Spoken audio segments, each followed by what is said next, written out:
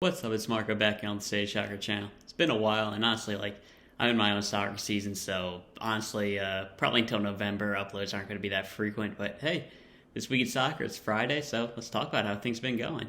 So, just going through an order of goalkeepers to attackers, starting off with Zack Steffen. He had a really good performance for Man City, which reminds you that, man, this guy's talented, and if he would get a bunch of games together, he'd probably be our number one keeper. But he won't, because he's still at Man City. I've seen articles, it's like, man, Zack Steffen's really good, he's got to move on. It's like, yeah, I mean, he can have good performances, but he's going to just be liable to do stuff they did in the national team until he's playing regularly. So, I mean, it was a good performance, but doesn't really matter. He needs to get playing time. Oh, and speaking of not getting playing time, Ethan Horvath, he's the backup at Forest. Yeah, our goalkeepers abroad aren't doing too hot right now. Man, I don't think there's anybody playing. Can't think of anybody off the top of my head. And yeah, really not a good situation. And man, I feel like competition would really help Matt Turner, but these guys just aren't giving it to him. And I mean, Sean Johnson, he's not going to be that guy. I don't feel like we're going to recall Bill Hamid. So yeah, Matt Turner's basically our goalkeeper by default. Okay, next we're going to center backs, and John Brooks is back. Get it? Back? He's center back. His back was injured. Okay, whatever. He's not been playing too great for Wolfsburg, but it's good to see him come back from injury. I mean, they're conceding a lot of goals at the moment. They had a really hot start, but yeah, hasn't been maintained. I'm interested to see him back in the national team because, I don't know, he's somebody who I'm kind of questioning his heart because he's been having a couple of poor performances for us where I really feel like he's better than that. And, I'm just wondering if he's mailing it in with the national team and, trying to give his all for Wolfsburg, which, I don't know. Just throwing that out there, but not too sure about John Brooks at the moment. Okay, next, Chris Richards, still putting up good performances for Hoffenheim. I still haven't been able to watch back that USA-Costa Rica game. I had the game that night, wasn't able to see it, and Fox Sports sucks, so they haven't uploaded the full game. I'm going to try to look for it. But Chris Richards, good performances again for Hoffenheim. He had to come in, help them with the win. Great job there, and really excited about him. Now, Mark McKenzie, he hasn't been impressing for Genk. I mean, he's basically because they have a lot of European and Cup games at the moment, so he's basically playing every week, but he's not playing every game, if that makes sense. And he really hasn't been doing too well, and it's pretty disappointing. I'm hoping he can turn it around, but Mark McKenzie hasn't been great yet. Matt Miazga, he's been pretty solid for Alavés. Definitely a tough adjustment, but he's doing pretty well. He had a great performance against Atletico Madrid. He's been starting for them, and he's probably going to get recalled back into the squad. You can definitely see him getting in over Mark McKenzie now. It's probably going to be, well, let's be honest, it's going to be Tim Ream, Walker Zimmerman, but it should be John Brooks, Miles Robinson, Chris Richards, Matt Miazga at the moment. Cameron Carter-Vickers has also been hitting his stride for Celtic. I've been talking about Cameron Carter-Vickers a lot, and before what I mentioned is, I feel like he's a player who can really rise to the occasion, but he needs time to adjust. And that's kind of dangerous for a national team because, honestly, one bad performance could really cost us. But if he continues to play at a high level, he'll impress. I mean, he went from League One, then he had a really solid championship season with team fighting relegation, then he helped Bournemouth push for promotion, and now after a tough start, he's been helping Celtic a lot. So I feel like he's going to keep rising up. I can see him ending up at lower Premier League team next season, and I'm still pretty excited about Cameron Carter-Vickers. He does need to leave Tottenham permanently. I don't think Celtic's a long-term thing for him. Though it could work out. I mean, Van Dijk was at Celtic before he went to the Premier League, so I don't know, maybe. I feel like that's a bit high expectations, but it's something to throw out there. Then Tim Ream, he has been solid for Fulham. I mean, we don't talking about him too much because he's a really low-ceiling player. I don't feel like he should be in the national team, but if we're going to talk about how well Antonee Robinson's doing for Fulham, I mean, Tim Ream has been doing pretty solid for them. And next, Erik Palmer-Brown's finally in the squad for Troy. He's on loan there from City. I mean, he's on Man City. Jesus. I completely missed that when it happened because he's been loaned out so much. It's kind of like the mixed Discord where he was at City for a really long time. But yeah, he's in the squad, I guess. He's played a couple times, but he's mostly on the bench, and they're in a back three, so he's got a lot of opportunities. Yeah, I'm not really expecting him to do too much. He's got to get into the team at the very least. Next on to fullbacks, and fullbacks with a question mark, because Sergiño Dest has been playing a bit more forward for Barcelona. definitely an interesting thing. He's been doing pretty well on the wing for them. I feel like this is done by priority, because they just have to do it. But he's been pretty solid. Maybe that's a new position for him. I mean, we're going to talk about how well fullbacks have been doing for us lately. And, I mean, Gio Reyna's going to be out for November, so maybe an option to put Sergiño Dest on the right. Throwing that out there. Next, I already mentioned Anthony Robinson's been doing very well for Fulham. Yeah, I mean, he's been playing pretty well for them. He keeps getting better. I can see a good Premier League team coming in for him pretty soon. Next, Reggie Cannon finally playing again for Boavista. I mean, he was frozen out for a while, but yeah, he's back, so good to see that. Then Deandre Yedlin, he continues to play well for Galatasaray. Honestly, he's got a good chance to start for us. I mentioned a Dest being played further forward. I mean, could happen, and man, Deandre Yedlin in the squad. I mean, I'm a big fan of Yedlin. Man, I'm not too sure how well he do against Lozano, but at the same time, dude, if we put Dest up against Lozano, I mean, I am not looking forward to that. So maybe playing Dest forward and starting Yedlin is an option. I mean, he's got enough athleticism to defend, so hey, maybe it's an option. Who knows? Next, Brian Reynolds. Oh, not looking too good there. Jose Mourinho basically called him out, said the squad isn't deep when Reynolds played. Yeah, he's probably not going to be there come January. I could definitely see him getting loaned out. He should have been loaned out in the first place, but yeah, Brian Reynolds not looking too hot at the moment for Roma. Okay, but some guy who is doing well, Joe Scaly. He continues to play well for Borussia Mönchengladbach. I definitely want to see him in the national team. He can play on both sides as well. So, yeah, get Dest in the squad, bring Yedlin, Joe Scaly, Andy Robinson, probably George Bello too. Sam Vines did recently play, but I'm not really covering him yet because, I don't know, I feel like he's not at that level yet. But anyway, there's a lot of options. Next, we're going to the midfield, and Weston McKennie is still playing for Juventus. I'm still not sure if the manager likes him. I'm honestly not sure. He's probably not in their best 11, but he'll play every game because they've got so many games because Juventus is in so many competitions. He is playing regularly, kind of like Mark McKenzie. I still don't know if the manager likes him or not. He calls him out, but then he doesn't, and maybe he's just being hard on him.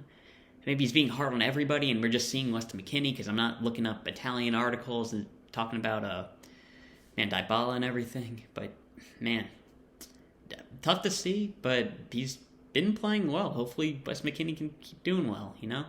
Tyler Rams had a pretty poor performance, in the Champions League, though it was against PSG, so it's not like you'd win anyway. And RB Leipzig are basically out of Champions League competition, but it's good to see him playing. Man, I'm hoping Jesse Mark can turn things around there because I'm a big fan of him. Yeah, actually, am I not? Maybe I'm not hoping he turns it around because I kind of like him in our team. I mean, the criticism of him is that they're pressing too much, and I don't know. That's a style that I think we could do well with. I mean, we don't have a real. Well, Ricardo Pepe's turning that around, but if we did have Josh Sargent pressing a lot, would do well for us. I don't know. But I am hoping RB Leipzig turn it around. I'm rooting for him. Next, Yunus Musa. He's still getting some game time for Valencia. I mean, hey, that's good to see. You definitely want to see, especially with how young he is. Man, he's been killing it. So yeah, I'd really like to see Yunus Musa doing well. But yeah, not too much to talk about there. He's just a player doing well. Brandon Aaronson, similarly, killing with RB Salzburg. I'm expecting to see a lot of rumors come up for him soon. Probably RB Leipzig. I definitely see that. I mean, he played well under Jesse Mark. You could expect him to go to RB Leipzig. Maybe Bundesliga. I mean, he's been picking up German. They've seen him with a lot of clubs, so yeah, interesting to see where Brandon Aaronson ends up. Next, we got Gianluca Busio. He's been a top performer for Venezia, helping them out of the relegation zone. He's been starting for them regularly. He's been playing really well for them, and yeah, he's another great player. Sebastian Lletget, great? I don't know about that, but he's been playing really well. But yeah, all those guys, I don't know. Maybe they don't need to be in the squad. Maybe that guy's bumming it up for LA Galaxy. Maybe he should be in the team. I don't know. Luca De La Tour has been playing in the Netherlands pretty regularly. He didn't play last week because he's just getting back from the USA games. But yeah, maybe that decision for skipping the Gold Cup ended up being the right one after all. I mean, he's been playing pretty well for Heracles. He's been got back into the national team. So yeah, I mean, I thought it was a stupid decision at the time, but maybe it ended up working out for him in the long term. Who knows? And Luca De La Tour, he's a great player. I really want him in the national team. I definitely want him over Roldan and Leggett at that more advanced position. Honestly, I've said before, I think he could do a job at wingback, which honestly, not because I want him there, but because we have so many options on the left-hand side if Anthony Robinson's out. But yeah, I'm interested in Luca De La Tour. Definitely want him in the squad. Owen Atawasali, he's not really playing much for Club Brugge. And Club Brugge has not been nice to Americans lately, but yeah, he has to get into the squad. I mean, like it's a good team there, so it might just take time. And lastly, in the midfield, Julian Green, he's fighting for time at Greuther Fürth. He is playing a lot for them, but starting not too regularly, but he's still playing regularly in the Bundesliga, so I think that means more than being an MLS lifer. I mean, I'm just throwing that out there, like, man, that second game in our national team window, like, that really, like I tried to give, like, a lot of MLS players passes, but because I just don't want to be, like, really critical of the MLS because, like, it's not Europe. Because, you know, good players can come from there, but it's like, dude, these guys are just bums. Like, they're not good enough for a national level. Like, and you're seeing them fail again and again in the same way while we have guys playing in the Bundesliga, and it's just really disappointing. So, yeah, I want Julian Green back in the national team, straight up. Next, Christian Pulisic and Gio Reyna still injured, and I brought this up before, but, like, they got injured because we played them too much. Like, did anybody criticize Greg for that? Because we knew they were coming in not 100%, and in September, I think it was September, he played them, like, until they gave out. Like, did anybody mention that aside from me? Like, that was a really stupid thing to do, and we're still feeling the consequences. But, yeah. Tim Weah, he's been looking pretty good. I said after... I can't even remember who we played. But the game before the Costa Rica game that, man, Tim Weah, he's sucked. And if his last name wasn't Weah, we wouldn't care about him. And then he goes out and has his best performance in the national team shirt. So, yeah. Let's keep trying to do that. Yeah, he's not been playing great for Lille. He's been playing for them, but hasn't been starring. Probably worse than Jonathan David and Yilmaz, so it shouldn't be starting. But, yeah, I'm going to keep talking negative about him because it keeps working. But he has been playing a lot for them. And he should be back to the national team. Conor de la Fuente, similarly, playing well in the French league. Probably not like a true starter at the moment, so I can see Tim Weah being called up over him. But, Conor's been playing well. Maybe not Paul Arriola level, but, I mean, he has been getting assists and a constant threat in Ligue 1, but, I don't know, maybe, like, the third best winger on DC United should get called up ahead of him. Not Paredes, who's been playing really well. Paul Arriola, he's got to be the guy. And even though I still have him listed as a striker, I think Nicola Giacchini, French league winger, should talk about him now. He hasn't been, like, doing any big contributions, but he's been playing regularly for Montpellier, so, managers in the French league seem to see something. I think Greg Berhalter's just a genius, though. He sees the talent that Paul Arriola brings, the verticality,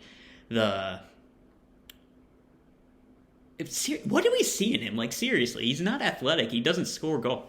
It's like, he's not even, like, that hard of a worker. Like, I don't get it. And Tyler Boyd, I'm probably going to drop talk about Tyler Boyd. He's so far down the winger depth chart, and Yannick Bolassi's been playing better than him at that club in Turkey I'm not even going to try to pronounce. So, yeah, probably last time I mentioned Tyler Boyd. Gonna have to find a new guy to make fantasy football references with. Man, the Bengals have been doing. Okay, I'm not going to talk football. Okay, I am going to talk football, though. Josh Sargent, straight up not having a good time at Norwich, had one of the misses of the year, and yeah, he shouldn't be recalled until he earns that way back, so... I'm critical of Zardes. I don't think he should be in the squad, but Josh Sargent shouldn't be the guy to replace him. Just because Zardes sucks, and on a national team... Yeah, I'm not going to pat it, you know what I mean. Just because Zardes sucks, doesn't mean we should go back to Josh Sargent. There are better options in, Ricardo Pepi, Daryl DK. He's finally back from injury. Another guy who we played through injury. Berhalter does this a lot. I don't get it. But Daryl DK's finally back from injury. He's been playing pretty well. Jordan P. Falk's another option. Matthew Hoppe's been getting game time at Mallorca, so a lot of players who are options at striker. So Josh Sargent, we shouldn't just call him up for the sake of it. But with that's about everybody I've talked about. I mean, Matthew Hoppe, he's getting into that team. Jordan P. Falk, he's been scoring for fun. Daryl DK finally back from injury. A lot of strikers who are options. So yeah, teams probably less confident in them right now. Like, man, I was feeling like we could kind of do a lot better in World Cup qualifiers than we have been doing. And yeah, at this point, I don't think we can fire Greg because, just his replacement would just be some random MLS guy. So you can't just get rid of him yet, but the second the World Cup ends, he's got to be out. Unless we make the semifinals, he's got to be out the second the World Cup ends. And we got to get...